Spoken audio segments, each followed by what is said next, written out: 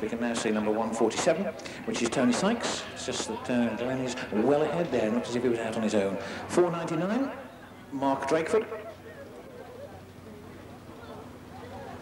246 and 304, side by side down there, along with number 55, Paul Santon, who's already got a race win tucked under his belt.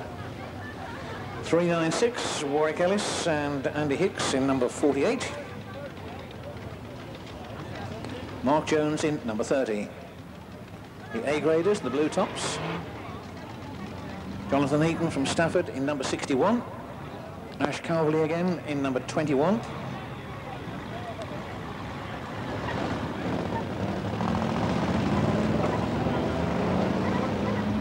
Still with the blues, 306, Gary Sturck, and number 113. Number 8, Mark Biddle, and number 101, Dave Evans. Paul Lomax in number 69. It's already created quite a stir this afternoon down here at Northampton. Number 161, Mark Eaton. 23, Trevor Cadman. 303. 250, Keith Chambers. 234, Gary Max. Ray Witts in number 1. And Richard Clayton, novice driver, starting at the back in number 14. The greens go down again. And the Hotstox get underway.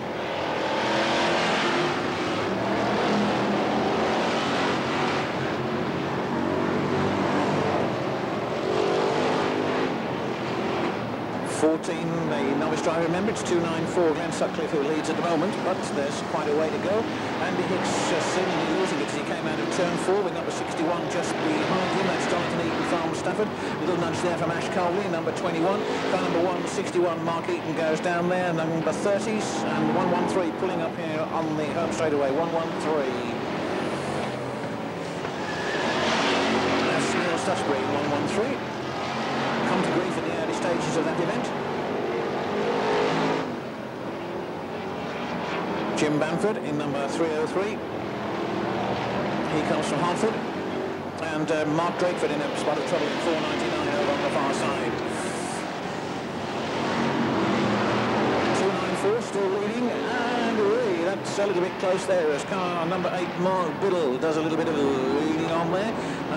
Jason Percy, in fact, the Cranfield Bedfordshire base driver, just a little bit of leading on around there, but Jason Percy in fact had the edge and comes out nicely down the whole straight, goes chasing all the way down there to try and catch Jim Bamford in number 303. Leader is still number 294, Glenn Sutcliffe in that number 294 car, again holding his line pretty well around there. The man in second place in fact is number 55, and that's Paul Santon, who is obviously settling down quite well. And in third position is Mark Eaton in number 161. 1, 2, 3. There they go with number 396. Warwick Ellis there.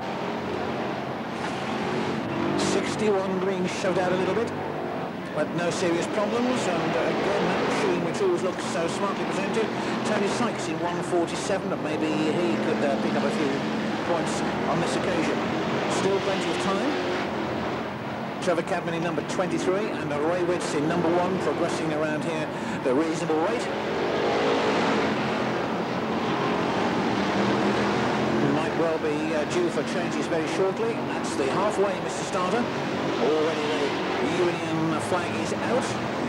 234 has a tangle over there with Mr. Hicks in number 48. And still making steady progress is Mark Eaton in 161.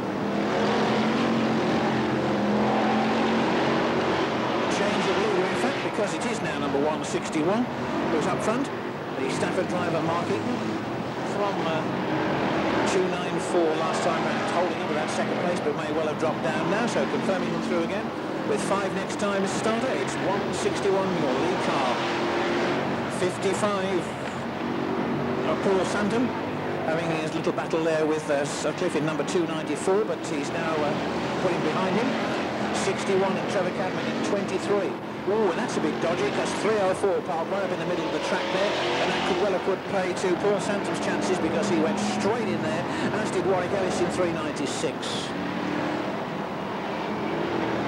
161, the leader getting in into all sorts of trouble on that turn, which might be enough to enable the 250 car of Keith Chambers to close up and get into contention before that checker flag goes down. 161 and 250 in first and second places. Keith Chambers in 250 knows his way around here, might just have the power to reel the leader in, which is still Mark Eaton in 161 into turns 1 and 2.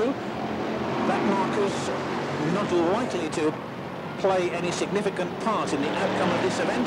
As Mr. Starter indicates, that there are just 2 laps to go. And at this stage, certainly Mark Eaton looks all set for a victory. It's doubtful if Chambers in 250 is going to get much closer in the time that's left, which is just about a lap and a quarter at this stage. Oh, and again, right in front of the leaders, there's a problem involving 2 or 3 cars. The leader gets through. Certainly Chambers would appear to have narrowed the gap just a little bit, but time is now rapidly running out, and it looks as if we're all set for another victory for 161. Mark Eaton. Out of turn 4 for the last time, he takes the check at 161 and 250 in first and second places. Battles on, and still on for some of the lower placings, with these cars gradually getting to grips with the circuit all the way around. Mark Jones about to be lapped in to the last lap by the number 303 car of Jim Bamford. 55, who was doing so well, Paul Sampton, in the early stages hit trouble, which might well have kept him out of the frame. And we can now have the Reds, Mr. Starter.